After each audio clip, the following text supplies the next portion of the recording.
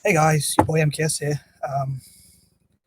So I was very demotivated today and retired, and very tired and demotivated. So I wanted to do some writing and making videos and writing some of my ideas on Facebook, but I didn't quite get around to doing a lot of that, and I fell asleep again. Like in the evening, I was doing that. But I always try and lie down for a couple of minutes for a little kip, and end up sleeping for like 2 or 3 hours or something ridiculous like that. But I was watching football once and actually went to sleep and missed like half the game. It was a really high scoring game as well when England were playing some team. I can't remember. It was like 5-3 in the end or something. But I think it was Kosovo. That was it.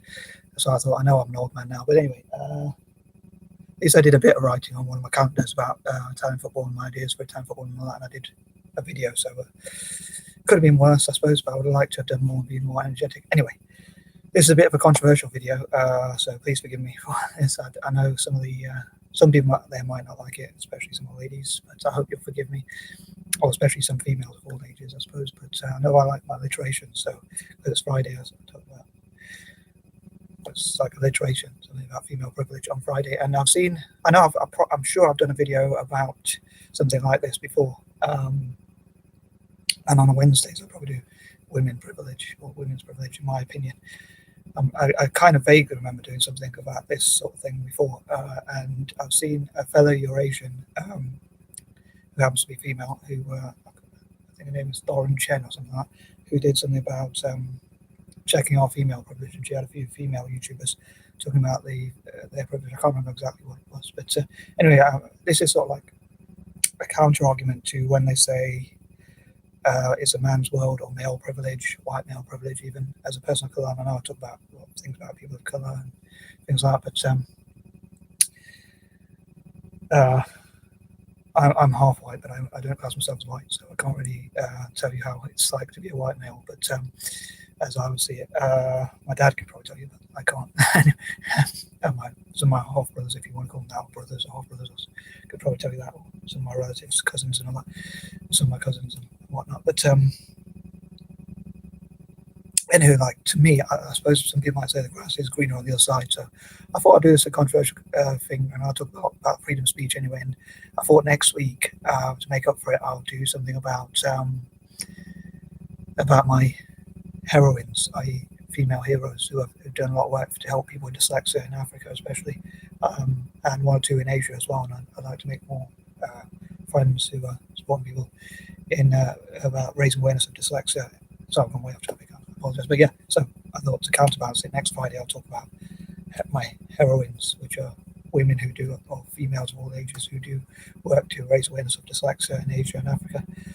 But anyway, so I was thinking I'd go through a list of what I deem personally to be female privileges, and again, please feel free to agree or disagree as you see fit. I have a bad habit when I make tea of like filling it to the top. But yeah, so I was a bit bored, and I thought I really want to do something. I don't like being idle. I wouldn't say I'm hardworking, but I do like to keep some sort of active, whether that's going for a walk or writing or thinking or doing some sort. I did want to do. I had a lot of plans today to do stuff like about dyslexic entrepreneurs and things like that. But I probably should stick on topic. But as it's Friday as well, I like to be flexible and that sort of thing. But anyway, so I think I'll talk about a list of kind of things that I think are female privileges. I mean, it'd be easier to do in this form, I suppose.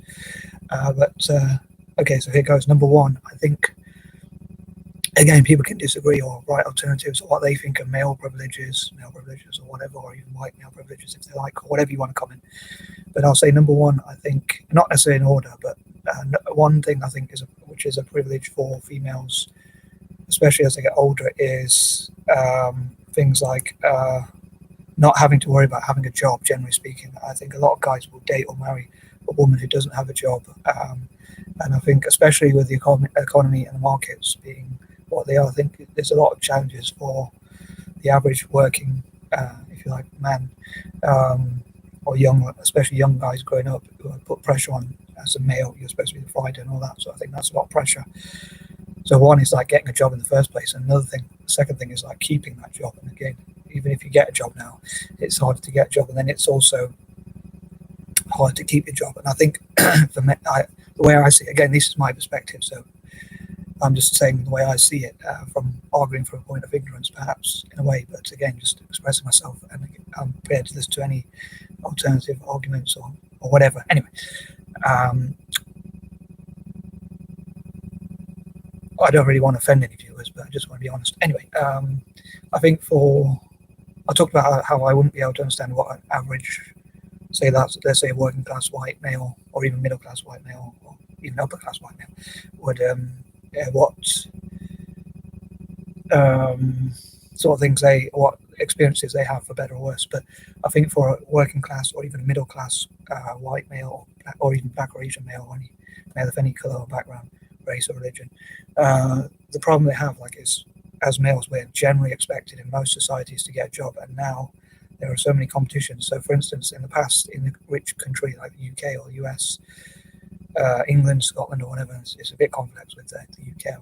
What constitutes a nation? It's sort of a union based of 4 different nations that kind of make one country. So it's a bit confusing. I'm sure you'd agree. Again, I welcome any thoughts that you have on that as well. But about whether the UK is confusing or not. Anyway, so for any viewers I might get overseas. Anyway, if I'm lucky enough to do so.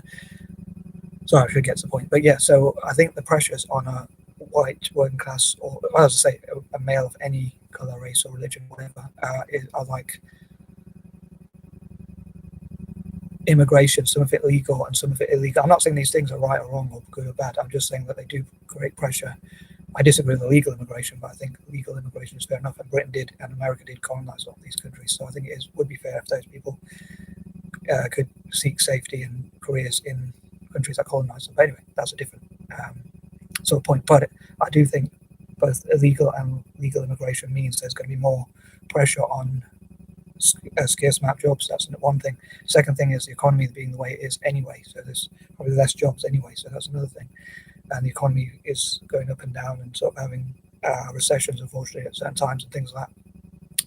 The third thing is things like automation, AI, and things like that, which are also putting pressure on traditional jobs. That like the factory might not need to employ so many people if it's getting artificial intelligence, and the more artificial intelligence there is, the more pressures are going to be on those type of jobs. Sorry if this video is a bit wrong, but another thing is, I think, globalization. Again, I'm not saying these things again are good or bad. I'm just saying that they do create pressure. Obviously, for people in developing countries, like in parts of China and India and places like that, it's good for them to have jobs and all that kind of thing, but even businesses and opportunities. But that does create pressure in terms of there's more competition.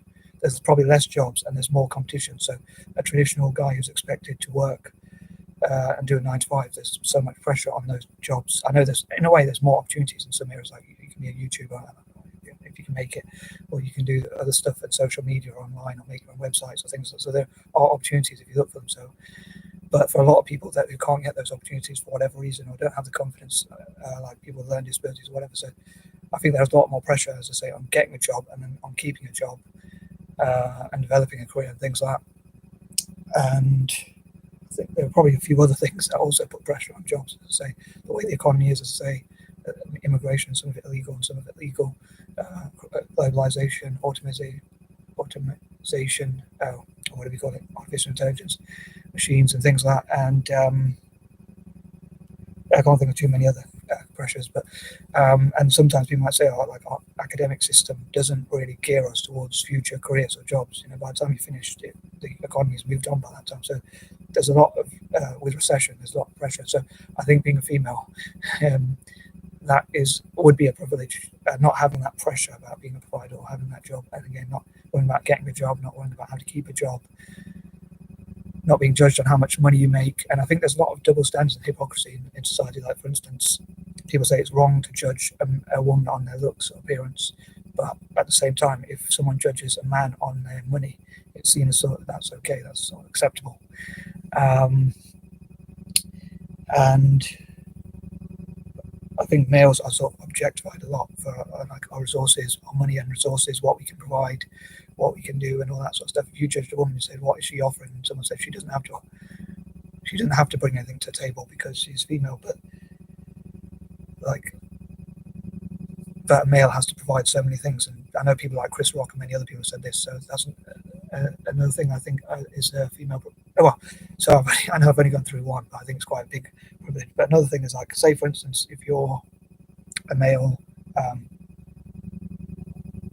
let's say you're in touch with your feminine side, and let's say you love children or whatever, and you work with children, or you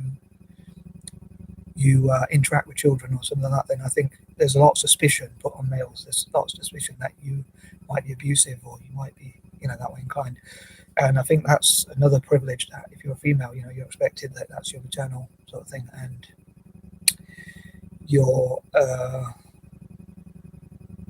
I know there is obviously people that have to be careful, because there are people out there, unfortunately, who do abusive stuff. But I think if you're a male, I mean, I'd feel sorry for any guy who is very naive and has like mental health problems, and his mental age is not the same as his actual age, and he's like whatever age, and he's playing football in the park with kids, or as you Americans would call it, soccer, if there's any Americans watching. Again, if I'm looking to get views from America, I might dream me. Anyway, so there's a lot of suspicion, sorry, not superstition. So once I was, I normally spend a lot of my time in the library when it's open, when it's not coronavirus or whatever, when it's not isolation or whatever it's called.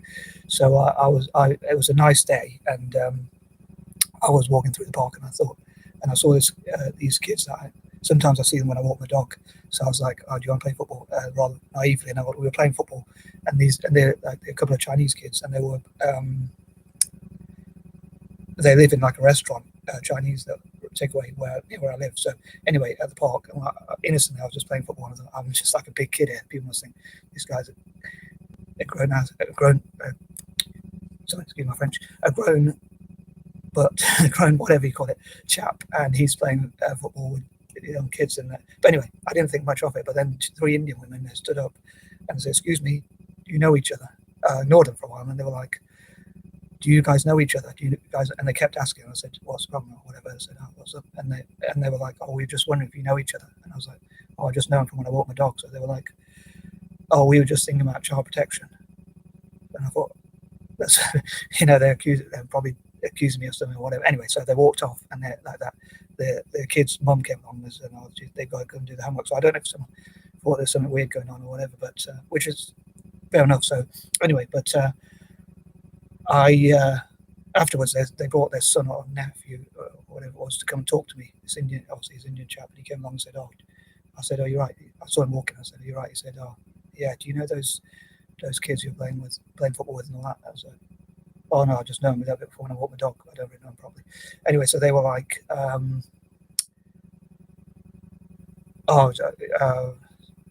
can't remember exactly what he said, but he was saying something about it, and then I was saying, he was saying, "Oh, don't worry, I'm not accusing you of anything wrong." And then we walked off on our way. But after that, I thought, and I think a lot of people said in videos, like, why males, especially adult males, are avoiding women and children, because we don't want to be accused of being, we don't want false accusations, we don't want suspicions, we don't want people to think we're that way inclined.